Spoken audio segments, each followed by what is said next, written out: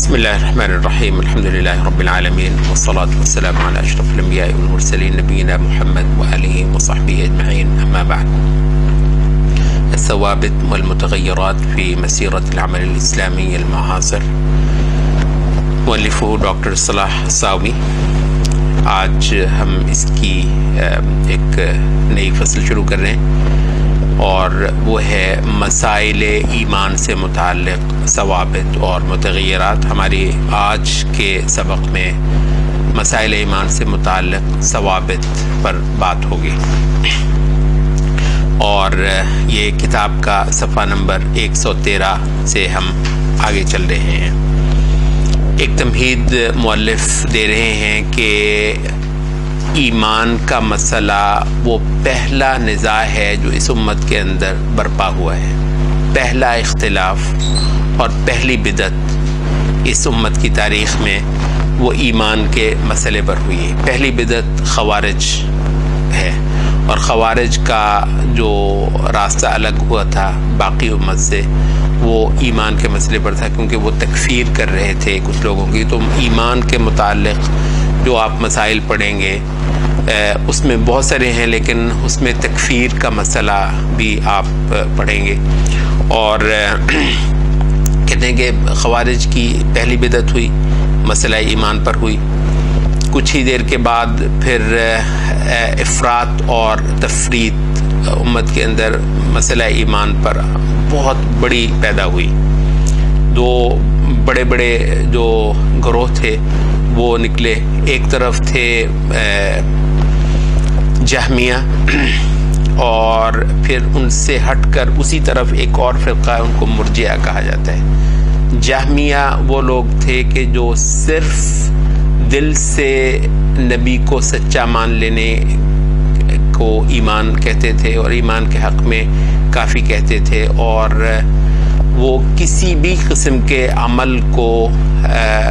مطلوب نہیں ٹھہراتے تھے ایمان کے اندر، حتیٰ کہ قلب کے عمل کو بھی. اور یہ تھوڑا سا مطلب واضح ہے کہ جو مرجئہ فرقہ تھا وہ بھی عمل کو ایمان کا حصہ یا ایمان میں مطلوب قرار نہیں دیتا تھا. لیکن مرجئہ اور جہمیہ میں جو فرق ہے وہ یہ ہے کہ جہمیہ دل کے عمل کو بھی لازم نہیں ٹھہراتے تھے ایمان میں، مرجئہ ایسا نہیں کرتے تھے. آپ کو پتہ ہے جہمیہ کو تو بہت سارے ائمہ نے سرے سے مسلمان نہیں مانا. تو جو مرجئہ تھے وہ کہتے تھے کہ جو جوارح کے اعمال ہیں نا، لمز جو آپ کے اعضاء و جوارح کے عمل کو وہ ایمان میں نہیں مانتے تھے. البتہ دل کے عمل کو مرجئہ بھی ایمان میں مطلوب ٹھہراتے تھے. اچھا، تو ایک طرف کہتے ہیں کہ یہ ایکسٹریم تھی جو امت کی تاریخ میں ایک بدعت کے طور پر سامنے آئی مسئلہ ایمان پر، اور دوسری طرف وہ ایکسٹریم تھی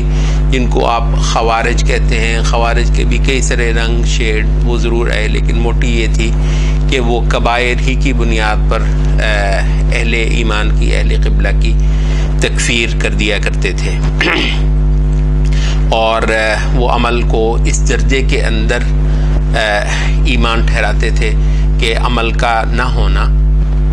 وہ ہر حال میں کفر قرار دیتے تھے. اور ان کے بیچ میں جو موقف تھا وہ اہل سنت کا موقف تھا. کہتے ہیں کہ کیونکہ یہ مسئلہ جو ہے ایک خاصا حساس اور پیچیدہ ہے تو وہ تو واضح ہے. جو ہم نے دیکھا کہ بہت بڑے بڑے اور مخلص ذہن لوگ جو ہیں وہ اس کے اندر الجھے رہے ہیں. تو پیچیدہ تو ہے، تو حساس اس وجہ سے کہ اس مسئلے کا فوری طور پر تعلق جو ہے وہ جان اور مال کے مباح ہونے سے اور محفوظ ہونے سے ہے. تو لوگوں کی جانیں اور لوگوں کے مال جو ہیں وہ اس کے اندر جا سکتے ہیں، لوگوں کا قتل ہوتا ہے، خون ریزی ہوتی ہے. اگلے پیرے میں مؤلف کہہ رہے ہیں کہ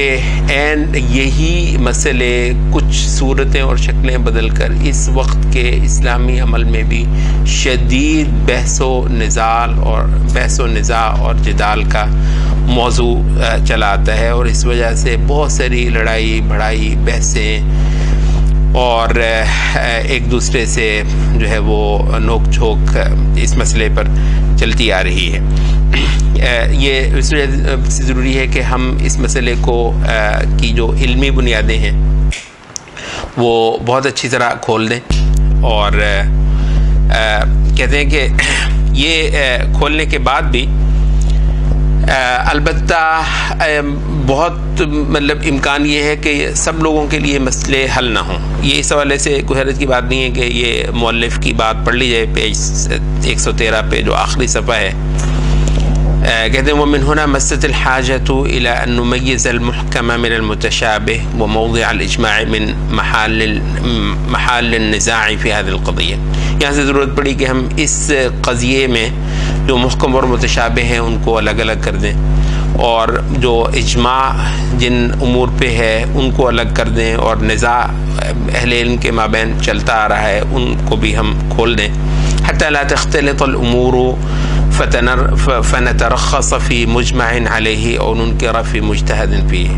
تاکہ معاملات خلط ملط نہ ہوں، یا تو کہیں ہم ایک ایسے مسئلے میں رخصتیں دیتے پھریں جو اہل علم میں متفق علیہ اور طے شدہ ہے، یا ایسے مسئلوں میں ہم نکیر کرتے پھریں لوگوں پہ جو مجتہد فی مسئلہ ہے۔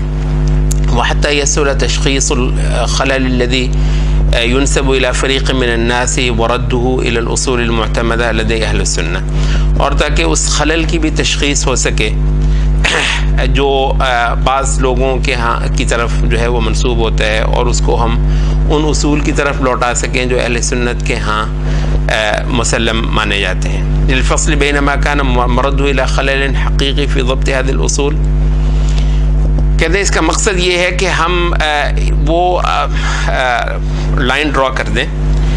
ان چیزوں میں جن میں تو معاملہ جو ہے واقعتاً مسئلہ جو ہے نا کسی خلل کا ہی ہے، کسی فکر کا، سوچ کا، سمجھ کا، فہم کا، علم کا خلل ہے، تو وہ اصول کے روشنی میں ضبط میں آ جائے۔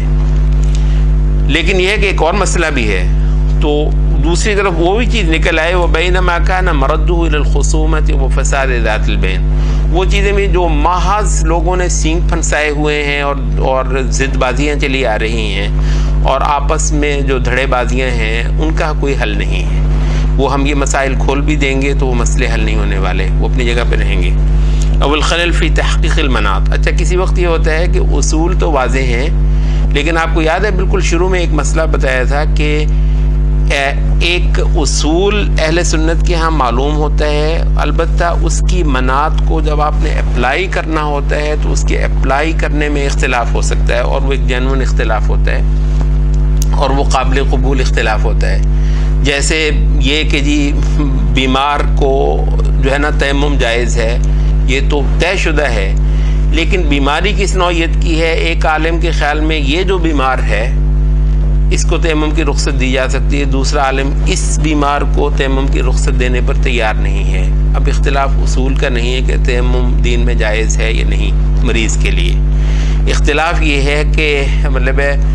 وہ مریض کوئی ایسا ہوتا ہے جو ہر عالم کہے گا کہ اس کے لیے تیمم ٹھیک ہے، تیمم ہی ہے، اور کوئی ایسا ہوتا ہے کہ ہر عالم کہے گا کہ یہ کوئی ایسا مرض نہیں ہے جس کی وجہ سے تیمم کی اجازت دی جائے، بالکل نہیں ہے۔ ان کے بیچ میں ایک گرے ایریا ایسا ہوگا جس میں مختلف مفتی اہل افتاء جو ہیں مختلف ہو سکتے ہیں۔ اصول ایک ہے، اس کی مناط کو لاگو کرنے میں اہل علم کا اختلاف ہوا ہے، یہ مناط کی تطبیق کا اختلاف ہے۔ کہتے ہیں مسائل ایمان میں بھی سارے مسئلے علمی طور پر نمٹا بھی لیے جائیں اور آپ کو ان سارے چیزوں کی نشاندہی کر بھی دی جائے، پھر بھی اس بات کا امکان ہے کہ کئی ساری سچویشنز میں حکم لگانے کے حوالے سے مختلف علماء مختلف موقف رکھیں، اور وہ ایک جینوئن اختلاف ہوگا اور ایک قابل قبول اختلاف ہوگا، اور اس میں ایک دوسرے کو جو ہے نا وہ گنجائش دینی ہوگی۔ تو کہتے ہیں یا تو یہ ہے کہ ویسے ضد بازیاں ہیں اس کا کوئی علاج نہیں ہے، یا یہ ہوگا کہ اصول تو طے ہیں مگر ان کی تطبیق میں اور مناط کو لاگو کرنے میں کہیں پر ہو وہ اپنی جگہ پہ ایک ہے۔ مع بقاء الاصول الضابطة لهذه القضية صحيحة ومعتمدة، جبکہ جو وہ اصول جو اس مسئلے کو ضبط میں لے کر آنے والے ہیں وہ اپنی جگہ پر صحیح بھی رہے ہیں اور قابل اعتماد بھی ہیں، ان پر سہارا بھی مطلب ہو رہا ہے، اس کے باوجود کچھ اختلاف ہوگا۔ اچھا، یہ تمہید تھی اس پورے فصل کی. اسی پر ہم اکتفا کرتے ہیں اور آگے ہم پیج نمبر 115 پر چلتے ہیں.